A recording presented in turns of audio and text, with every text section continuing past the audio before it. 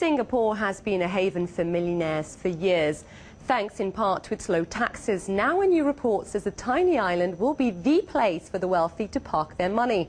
According to London research firm Wealth Insights, Singapore will overtake Switzerland as the biggest offshore wealth centre in terms of assets by 2020. I asked one senior analyst why the wealthy are opting for Singapore.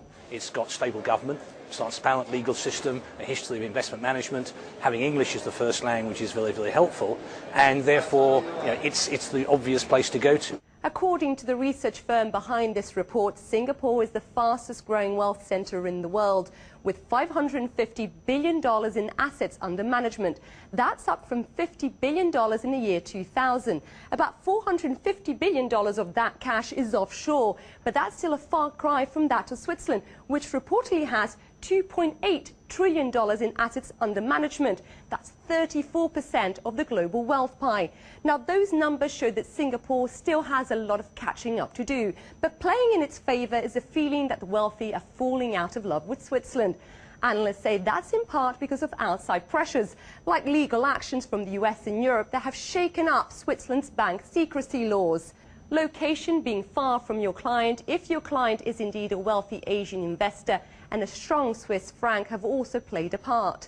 Last year, the Swiss franc soared some 20% because of concern over Europe's debt crisis, a worry that some say is not going away anytime soon. The European crisis undoubtedly has had a big impact on Switzerland because all the European nations now are looking to get back as much tax as they possibly can from anywhere and anyone, and particularly liking to hit wealthy people because it makes good political headlines. So I think the answer to that is, we've seen Switzerland fall away as a good, a secret cross-border location and just become somewhere which is convenient to put your money with a reasonably good tax rate. Well, according to this report, Swiss offshore assets could fall by nearly a third by 2016, while Singapore's could more than quadruple by then, a sign that Switzerland's wealth model may no longer be ticking along like clockwork.